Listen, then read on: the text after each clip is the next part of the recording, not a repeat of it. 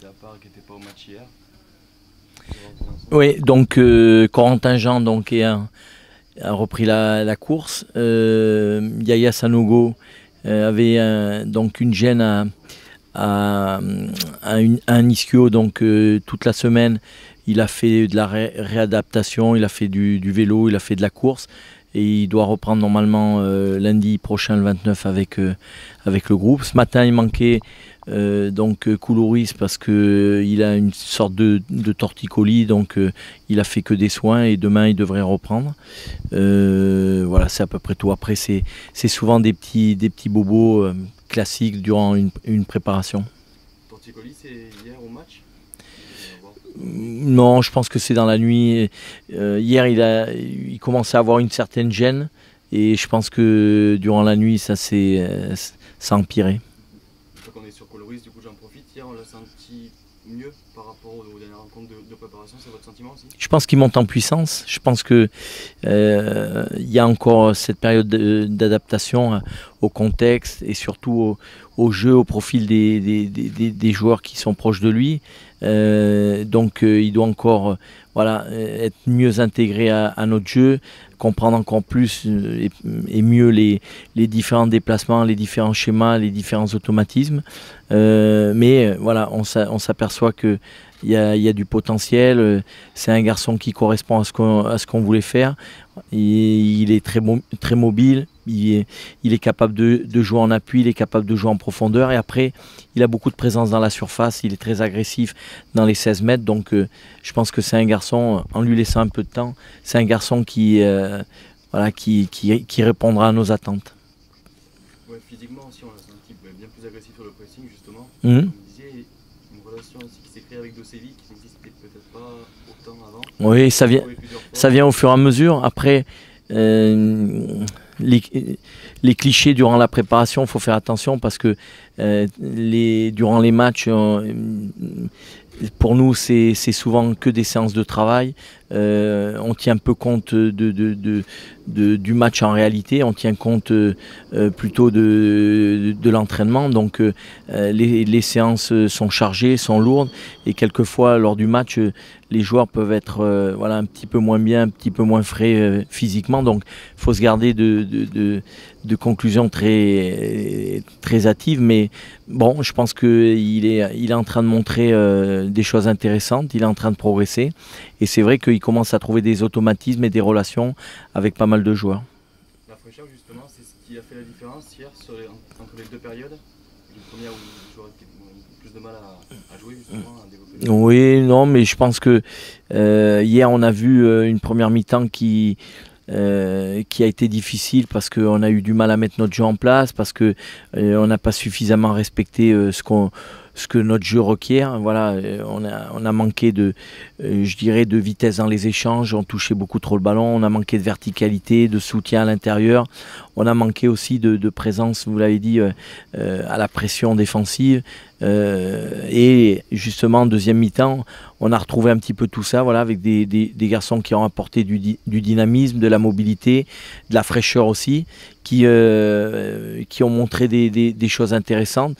Mais là aussi, j'oublie pas que c'est un match face à un adversaire mais moyen, je dirais, moyen, et qui en deuxième mi-temps a souffert. C'était pas Strasbourg de vendredi dernier, c'était pas une équipe je dirais, de première division française. Donc faut se garder là aussi de tirer des conclusions trop vite. Samsana qui est quand même évolué plus haut, un cran au-dessus de Boston que Vostok. C'est peut-être ça aussi qui a... Là, je pense que les profils sont différents. Donc Samsana, c'est un joueur qui peut se projeter et puis qui correspond bien au rôle et au profil d'un 8 dans l'animation qu'on veut en faire. Donc un garçon qui est capable d'être très disponible dans le jeu et qui est capable aussi d'appeler dans le dos des latéraux adverses, qui est capable de prendre de la profondeur, donner de la profondeur. Contrairement à Bostock qui est lui plus un joueur je dirais, de ballon, de position, avec un très très bon pied gauche. Pour revenir sur le stage, on en a parlé, donc le cadre est exceptionnel ici. Qu'est-ce que ça apporte justement de venir une semaine? Bah déjà il y a différents objectifs qui nous animent. Je pense que déjà le fait d'être ensemble pendant 8 jours, ça doit développer et on s'y emploie, développer une certaine cohésion, une certaine dynamique de groupe où les joueurs forgent des relations et créent des liens entre eux. Je pense que c'est un des objectifs très importants. Ensuite, c'est de travailler au quotidien durant 2 voire 3 séances dans la journée pour là aussi peaufiner ce qui doit l'être sur tous les plans, athlétique, tactique, technique, mental.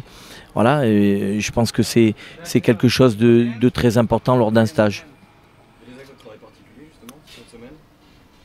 Toujours pareil, notre modèle de jeu. Ce qu'on doit faire quand on a le ballon, ce qu'on doit faire ou ce qu'on veut faire quand on viendra le perdre, quand on devra le récupérer ou quand on l'aura récupéré. Donc on est vraiment axé sur notre modèle de jeu avec les principes de jeu qui correspondent à ça.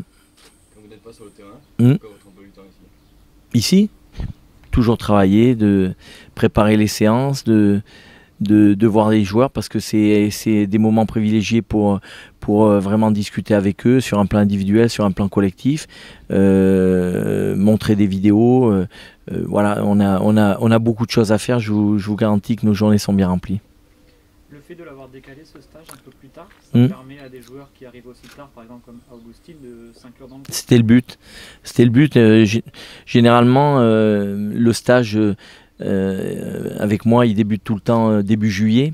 Mais là, entre les deux joueurs qui étaient au championnat d'Europe Espoir, c'est-à-dire Amiens et Iseka, les joueurs qui étaient à la CAN, les joueurs qui devaient arriver lors du recrutement, je pensais que ça aurait été un stage où on aurait manqué vraiment de monde. Et puis les objectifs que je vous ai cités auparavant, on n'aurait pas pu les mettre en place. Tandis que là, bon, on a pu récupérer, voilà, Silla est arrivé mardi, Amiens, Iseka était arrivé donc une semaine auparavant, Rogel est arrivé en tout début de stage, donc déjà on a un groupe beaucoup plus étoffé et on peut mettre en place ce qu'on veut travailler. Maintenant c'est Nîmes, on a parlé d'adversaire à l'Arabie qui était un peu spécifique, là on retrouve sur de la Ligue 1. Oui, là on a bien travaillé ce matin, mais on va décharger là sur les 2 jours qui viennent parce qu'il faut qu'on retrouve de la fraîcheur et puis il faut qu'on commence à réellement penser aux matchs pour faire des matchs de bonne qualité. À partir de la semaine prochaine, voilà, on va commencer à décharger et puis retrouver un petit peu de fraîcheur là aussi avant le dernier match de préparation. Et puis voilà, durant ces 15 derniers jours, ça sera l'objectif de retrouver de la fraîcheur en travaillant tous les jours notre modèle de jeu. Mais en étant voilà, un groupe qui décharge au niveau de l'entraînement, un groupe qui travaille ses principes de jeu et un groupe qui essaye d'avoir une dynamique de groupe et une cohésion importante. On a parlé d'Augustin, de Koulouris, JV Makengo et Willem Vainqueur, ils ont pris leur marque dans... Oui, je pense que là aussi, on leur demande des choses qui peuvent être pour certains différents de ce qu'ils ont fait jusqu'à maintenant. Moi, je suis très satisfait des joueurs qui sont arrivés. Je suis très satisfait du recrutement qui a été fait. Et à travers les séances d'entraînement, à travers les journées passées avec eux, à travers les matchs de préparation, on s'aperçoit que on a des joueurs qui sont arrivés avec de la qualité et qui mentalement ont envie de faire une très bonne saison.